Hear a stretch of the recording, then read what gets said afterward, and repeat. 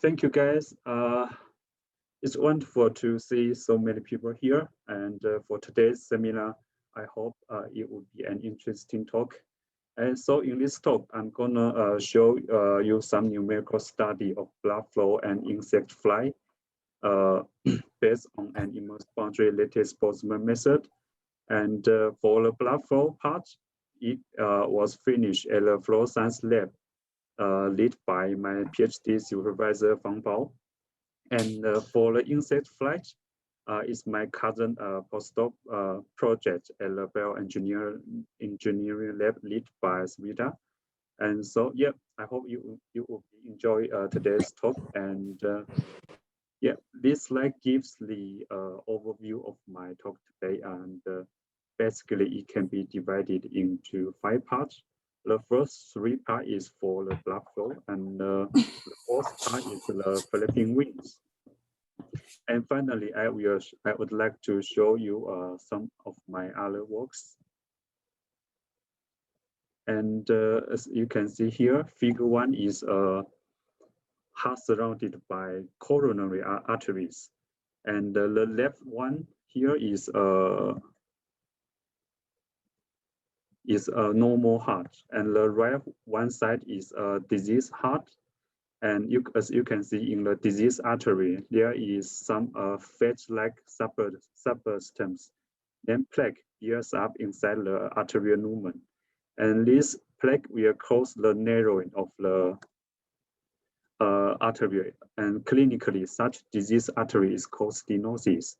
And when the heart contracts, the muscular wall of the heart will compress the wall of the blood vessel, and it will cause the plaque rupture in the disease artery. And the ruptured plaque will block downstream small arteries, and it will further cause many cardiovascular disease like heart attack. And the second scenario is during blood pressure measurement. And as we know, inflatable cup will be put on our arm, and then it will be compress the brachii artery to fully collapse, and it will be reopened again, and finally it will be recovered to the normal state. And this process is a typical fluid in structure interaction process, and it will generate correlative sound, which will be used to help health diagnosis. The third case is the fluid structure interactions in our leg veins. When we are walking, the leg muscle will squeeze the blood vessel to pump blood up to the heart against the gravity. And the study have shown that excessive sitting or standing will damage the vein barrier, and it will cause various varicose vein. So to study such a fluid in structure system is very complex and challenging. And from experimental side, a simplified model is the Starling resistor, and the Reynolds number range in this system is from 300 to 10,000. And I'm not going to talk the whole system. I just talk more detail of the most important parts. As you can see, a flow is driven through an elastic tube, and this elastic tube is mounted between 2 rigid tubes. And this elastic tube is contained in a pressure adjustable chamber, and it will model the external pressure apply on the elastic tube.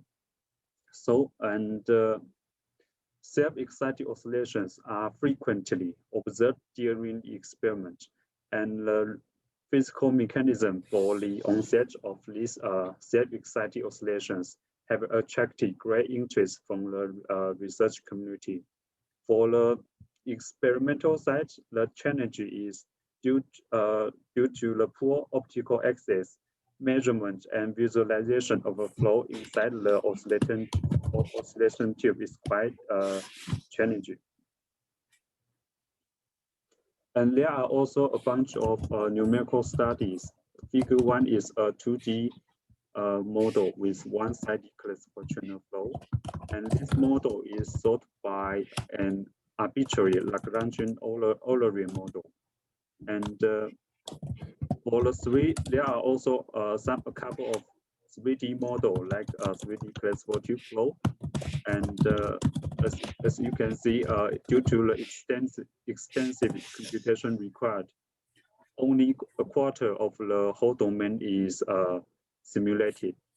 So for these two methods, in the fluid structure interaction stage, the mesh have to remesh at every time step, so it will be largely slow down the computation.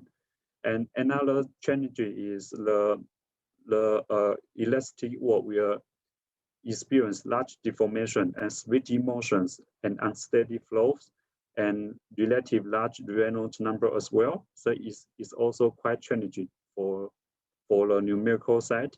And until currently, for the numerical side, the Reynolds number that can be simulated is in the range of 25 to 600, which is much lower than the experimental studies in the 300 to 10,000.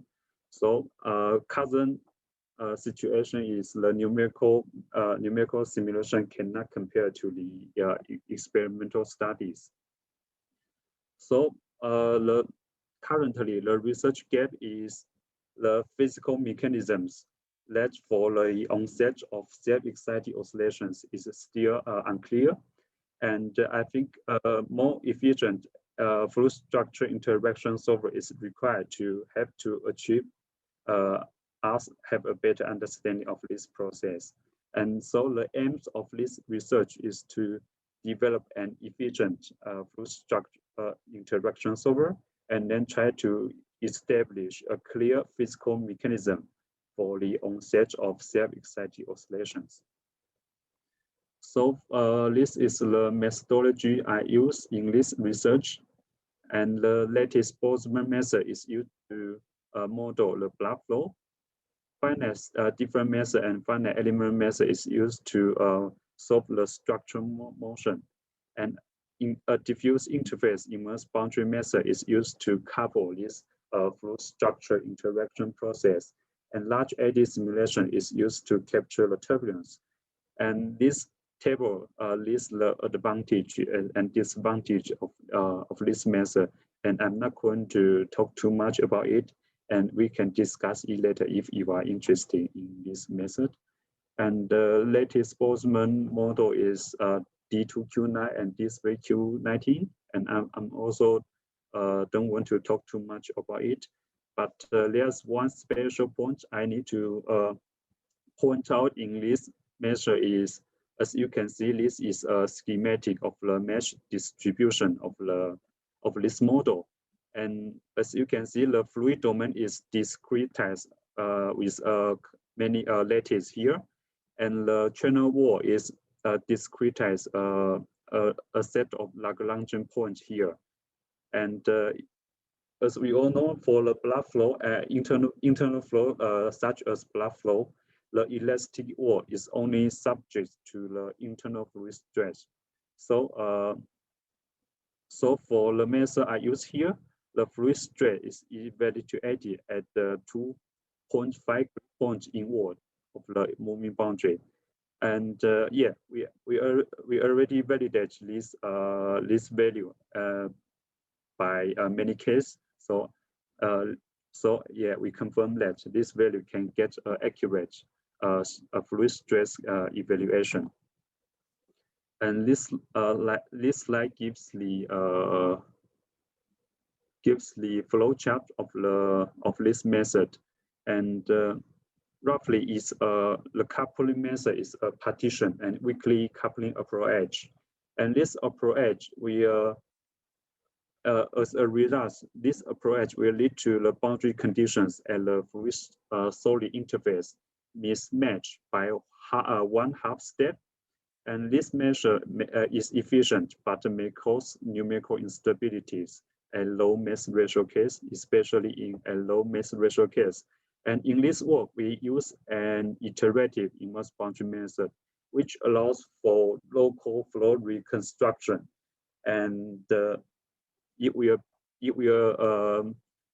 ensure that the boundary conditions, the fluid solid interface, are matched at each time step.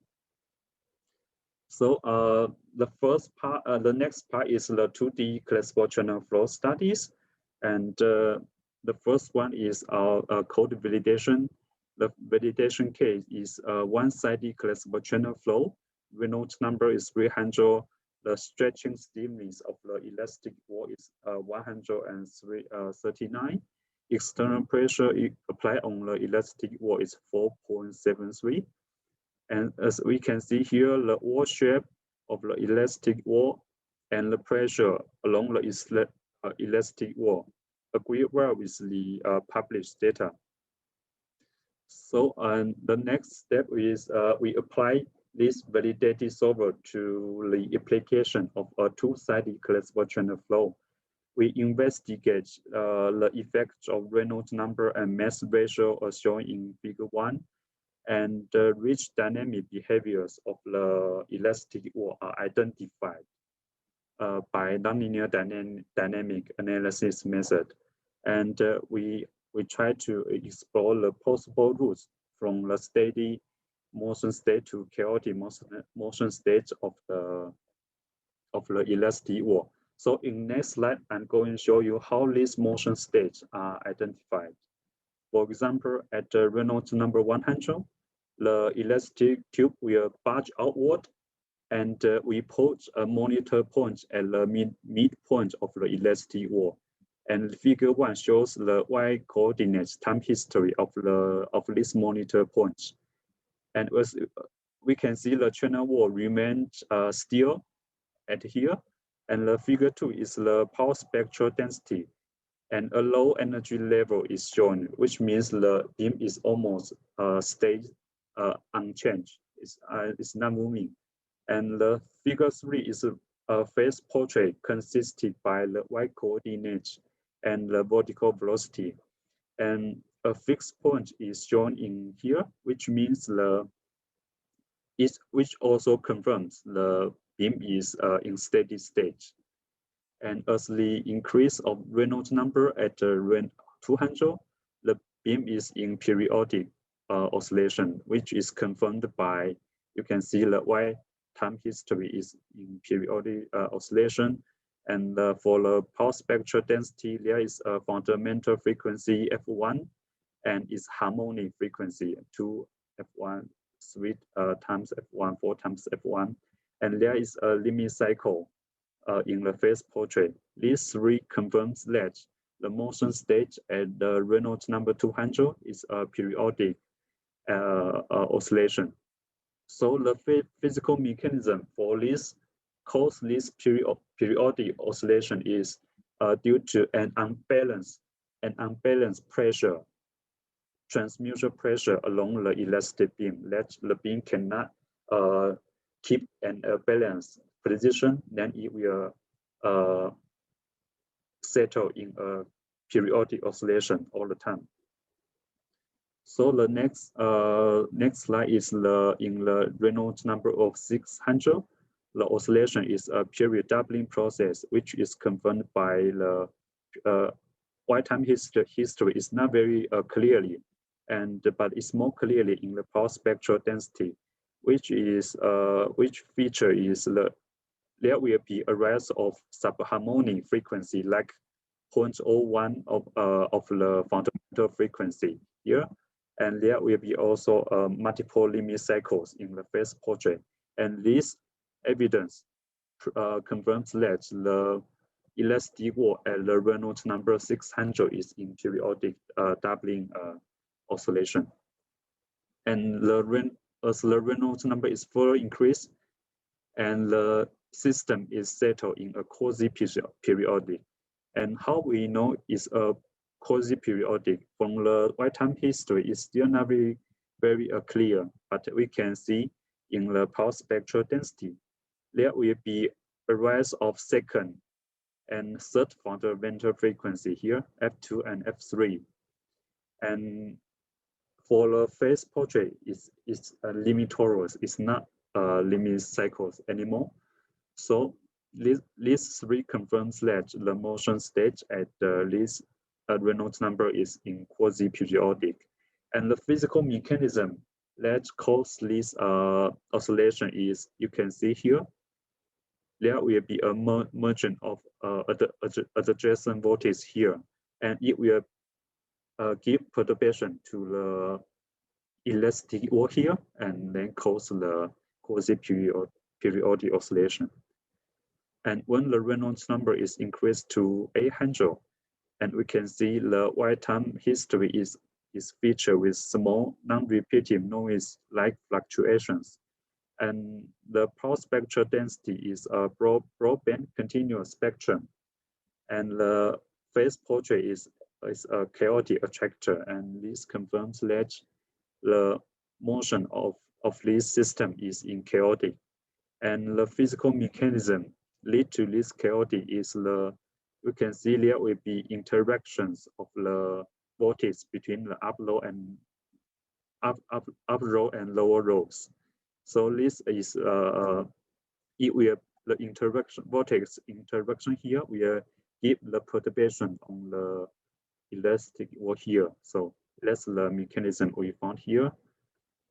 And these are any other applications like investigate this system at a large mass ratio, which is more close to the situation of the airflow, and the large external pressure, like more similar to the during blood pressure measurements, the blood cell will fully collapse, and these two are for further higher Reynolds number. Then, to a summary, the innovation of this research can be divided into 3 parts.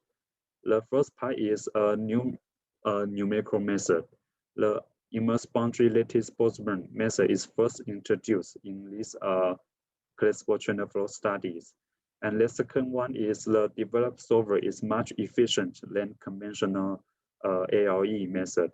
And because for the conventional method, the mesh should be remeshed at every time step. It largely slows down the computation. And the second innovation is a new physical model. Is we first study the two-sided classical channel model, which is a better approximation to the Starling resistor, the experimental model. And much more wider parameter space are explored in this research, like much higher Reynolds number up to 3,000 here, and large mass ratio up to 100 here, and large external pressure. The last innovation is we have many new findings. For example, the KO is first confirmed here, and we have discovered possible routes to chaos here.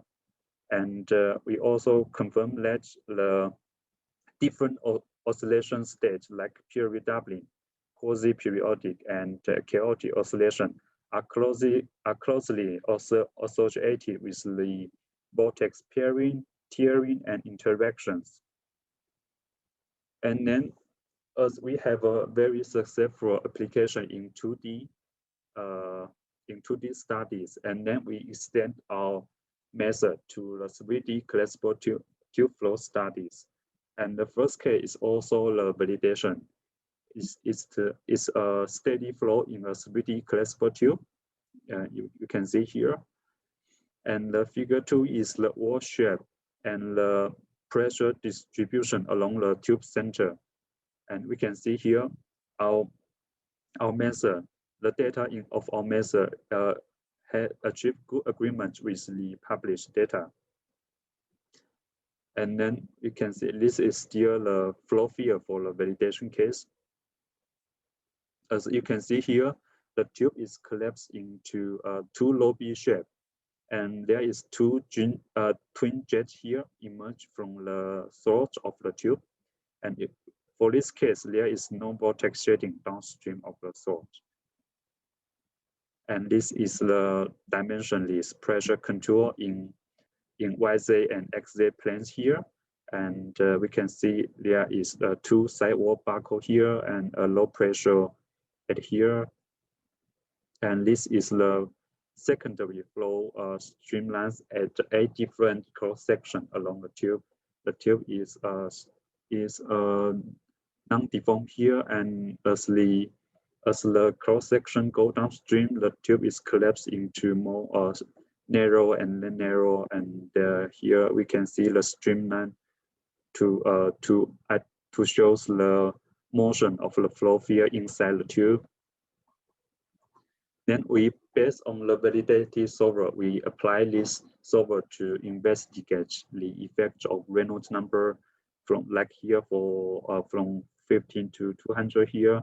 And we can see the animation of this animation. The tube is collapsed and oscillating continuously, and it's rotating clockwise.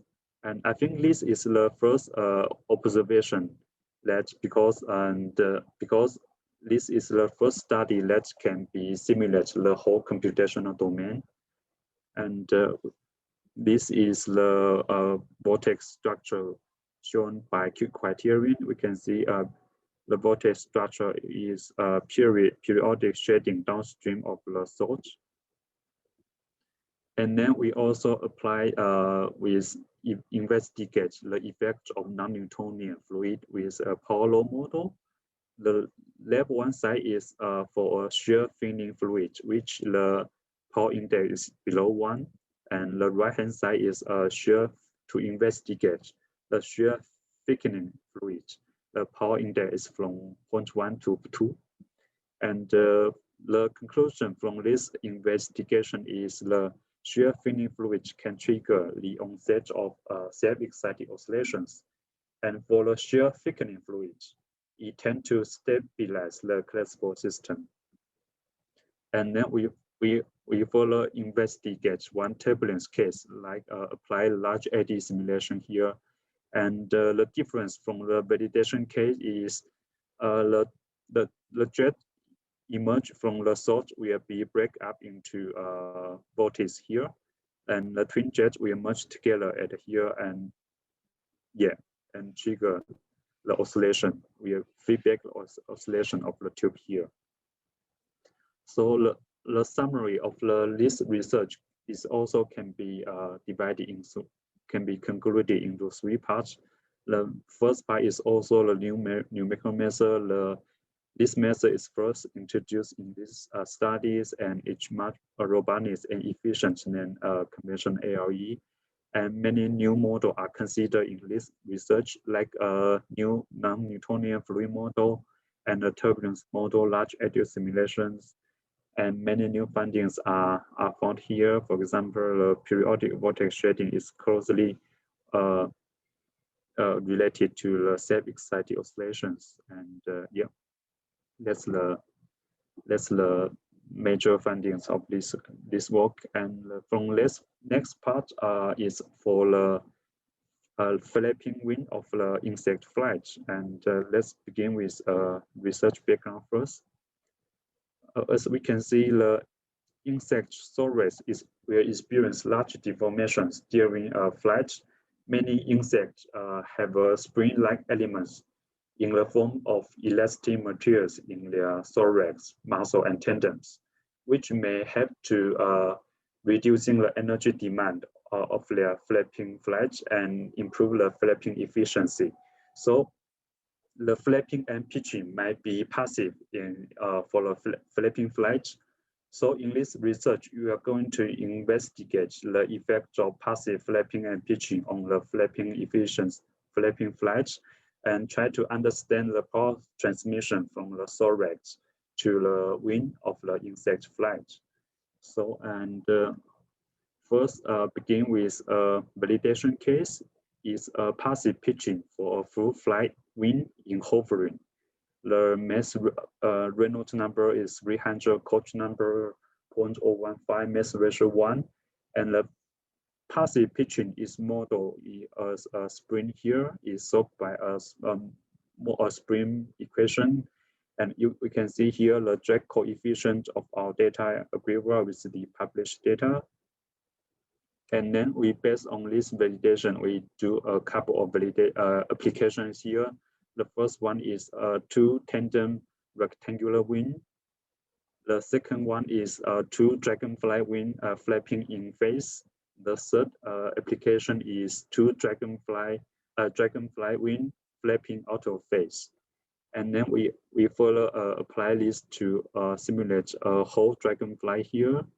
Yeah, this work hasn't finished, is still undergoing, and yeah, more interesting results will come soon, I think. And yeah, the last part I want to show is some of my other works. For example, the heat transfer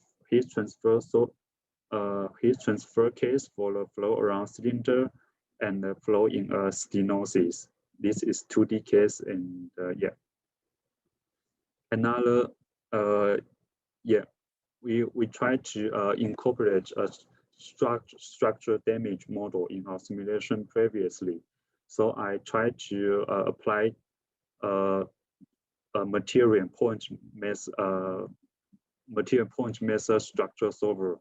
And then this is the validation case I've done before, is a perforation of aluminum plates with an object noise projectile. And the residual velocity is very close to the experiment data.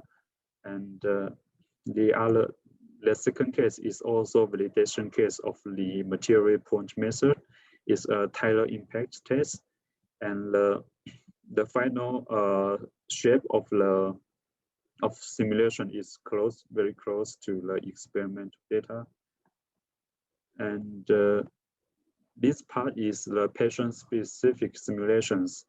And for example, when we are going to simulate the blood flow of a patient, and we need to the incoming flow waveform for this patient, and sometimes it's quite time-consuming to collect the inflow waveform, and it's not a click routine to do so. So researchers in this area are wondering what's the effect of the waveform shape on the blood flow, and we do this, investigate the effect of the blood inflow waveform for the first is apply it to an ideal carotid artery model, and the second we apply it to a real carotid artery model, and the result we found is the waveform shape has very minor effects on the patient's specifics, on the patient's wall shear stress and oscillation induced index, and so